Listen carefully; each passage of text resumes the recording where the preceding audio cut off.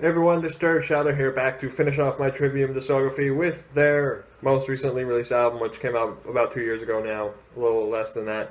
But it is their sixth album entitled Vengeance Falls, which of course was a bit of a controversial album for some fans, mostly because of Disturbed frontman David Draymond producing the album, and people freaked out about that.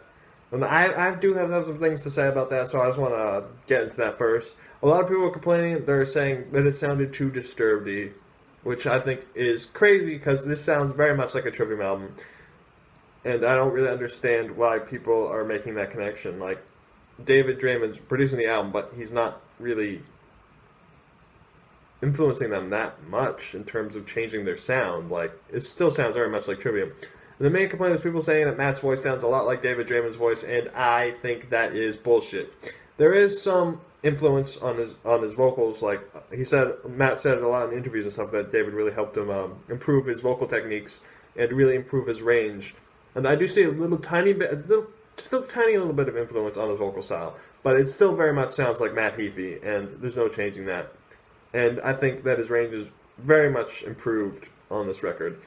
And I don't really see why people are making this connection. Maybe because they're making some sort of self-fulfilling prophecy. That's not really the right word, but it's like they see that David Draymond is producing this album, and then they're going into it expecting it to sound like a Disturbed album, which is not what you should do. You should go into this expecting a Trivium album because it is, in fact, a Trivium album and not a Disturbed album. So that kind of pissed me off a little bit that people were like that. And they weren't really going into this with an open mind. They had this preconceived notion that Disturbed is some like horrible band and that David Draymond's gonna ruin this album. Now, I wanted to say I am a fan of Disturbed. They're one of my favorite bands, and Trivium is also one of my favorite bands. And as a fan of both bands, I can say that the styles are completely different. They're very different. There's not a lot of overlap, other than a tiny little bit of David Draymond's influence on Matt's vocal techniques, but it still sounds like Matt, and it still sounds like Trivium. So it irks me so much that people are like this. And I think that they're not giving this album a good chance. And I really think this is a really solid Trivium album. So let's just dive in and talk about some of my personal favorite tracks on this album, and why I think that it is a good album despite a lot of the criticisms of this album. So first up, we'll talk about the opening track, Brave the Storm, which is one of my personal favorites off of this album. It's the first song that released off of it several months before they actually released the album, and I think it's a super solid track. It's a great way to start off this album. It really shows the progression from In Waves, which, as I said in my review the other day, that I felt like that album suffered a lot in some certain areas, and they certainly fixed those on this album, and it really shows that in the first track, Brave the Storm, which is really heavy, in-your-face song all the way through, and just great pounding verses, and this soaring chorus, and great melodic guitar work in the chorus, and then it just gets heavy in the middle, and then there's some great solos from both Matt and Corey in this song that keep things interesting throughout. And I think it's just a really well put together song, and it's a great way to start off this album. Next track I want to talk about is the title track, track number 2, Vengeance Falls, which has some pretty cool guitar stuff in the beginning. It's just got a great guitar riff in the beginning. There's just some great stuff throughout the whole song, and I really like the chorus in this song, and it really shows off how far Matt's vocals have progressed. There's just some great vocal melodies that he pulls off in this song, in the chorus, and it sounds really good. I just love the way his voice sounds in this. So another great song. Track number 3, Strife, which is another song that people were sort of like a little weird about. I do want to say that in the verses, the beginning of each verse, there's a thing Matt does with his voice that it felt a little weird to me at first, but as I've listened to the song more and more, it really grew on me, and the song really grew on me, and there's some great stuff in this song. And even though at first listen, the thing he does with his voice in the verse sounds a little bit weird, once you keep listening to the song over and over again, that part really doesn't seem as weird anymore. And there's just some great stuff throughout this whole album. Throughout this whole track, there's just great vocals and lyrics, and it's layered nicely with more simplistic guitar playing, and that's all set over Nick's fantastic drumming. It just comes together to a really nice sounding song. And when I saw them the last time I saw them live, it was just before this album came out, and they played this song, and the crowd really got into it. It's just a very fun song live. Track number 4 is another one of my personal favorites off this album, which is the song No Way to Heal, which has some great harmonized lead guitar parts throughout the whole song.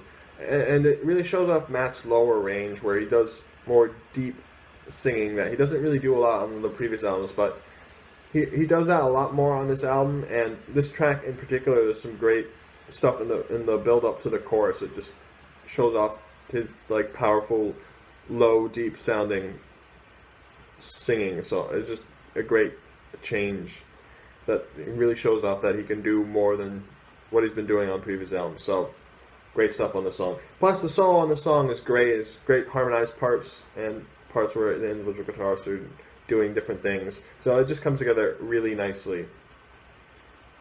So that's just a fantastic song. The next song I want to talk about is track number 5, To Believe, which it's just got this really rhythmic guitar riffs throughout the verses that just give it a great sound.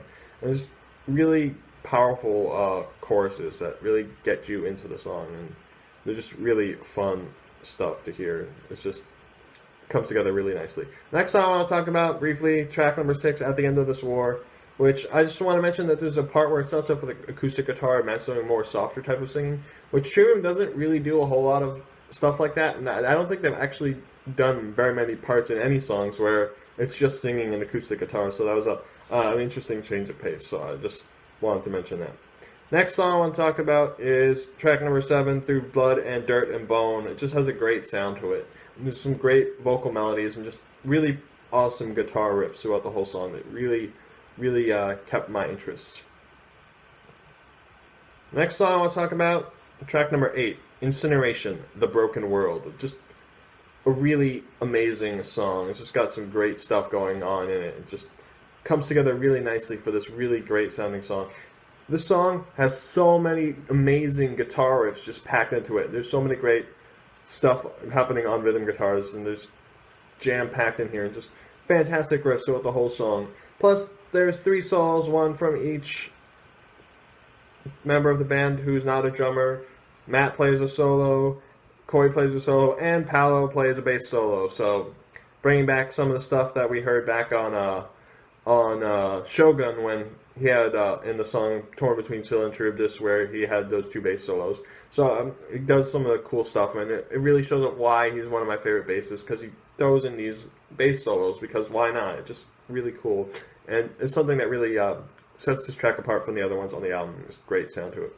And finally, track number 10, the closing track, Wake, The End Is Nigh, which is an interesting song because it sort of starts off with this more melodic, clean guitar bit, and Matt's doing that low, deep singing again. And it's really interesting and different from other Trivium tracks I've heard before. Just keep things interesting.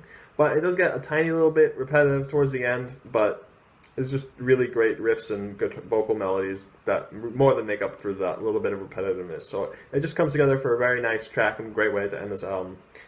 So I just think it's a very interesting track.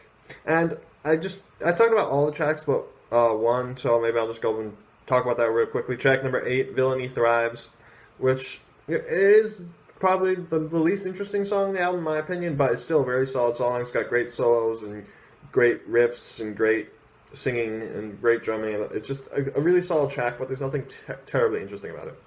And since I've done it for every other album in the Trivium discography, we'll talk about the Deluxe Edition, which has additional 3 tracks. The first 2, No Hope for the Human Race and As I Am Exploding, which are both really solid tracks. They're just more great Trivium songs, but there's nothing too special about them. And the final track, which is a cover of the Misfits songs Skulls, We Are 138. It's basically 2 different songs, but each one is really quick, and it's a fun cover. It's interesting, and it's an odd choice for Trivium to cover Misfits, but it sounds really great, and it's a little different. It's interesting, so I like to hear that. So now that we're done with the actual tracks themselves, let's jump in and talk about some of the band members themselves and what they're doing. So we'll start off with Matt and Corey on guitars. First thing I want to mention is the solos. I know on the In Waves album, the one thing I really complained about was that there weren't a whole lot of guitar solos. There were There were some interesting ones, but there were a bunch of sort of mediocre ones, or there just weren't. Some songs just didn't have them at all. And on Vengeance Falls, almost every song has a solo or two, and sometimes even three solos. So they just packed in a lot more solos, and they're all really great.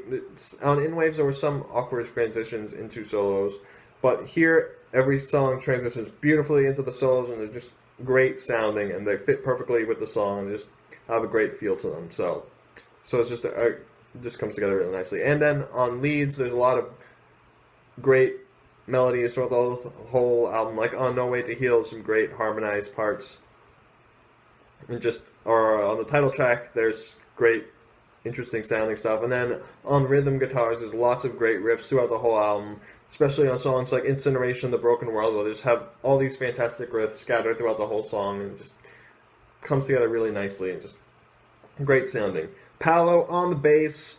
Bass is always turned up really loud, and you can always hear it, and there's some moments, like on Strife, where it really comes through, and you can sort of hear the bass over everything else.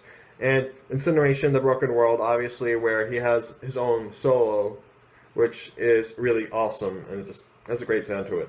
So Paolo's doing a fantastic job on bass, and he's always keeping up with the guitars and doing interesting stuff and deviating from what the guitars are doing, so he's doing a great job. And finally, Nick on drums. Just like on In Waves, his drumming is some of the best stuff on this album. Every song, he's super consistent doing these crazy stuff. He's really a freaking machine on the double bass, and he throws in all these interesting fills throughout every song to keep things interesting. And all those different technical bits, and he knows when to pull it back and be more simplistic when the song calls for it, or to go out all heavy and technical when the song calls for it. So he's got a nice range on what he's doing, and he's always there to help keep the song sounding really tight. So another fantastic job for him.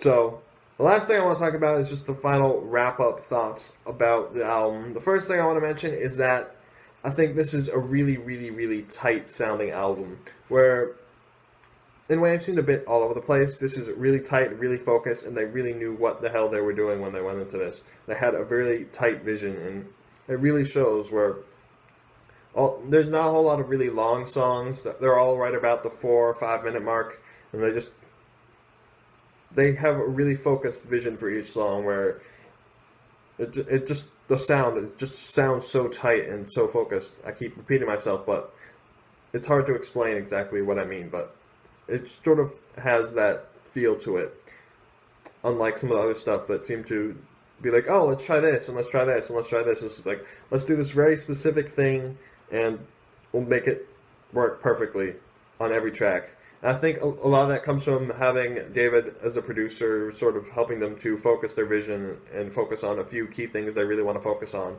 and it comes together really nicely.